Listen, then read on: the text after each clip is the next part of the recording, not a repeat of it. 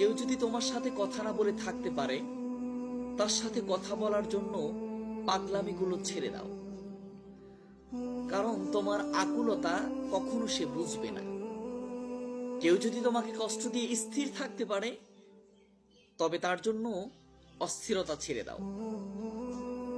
তোমার কষ্ট তার কখনোই বিচলিত করবে না।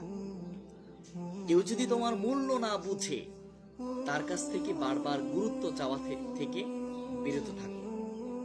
সে কখনোই তোমার কদর বুঝবে না, সে কখনোই তোমার কদর বুঝবে না।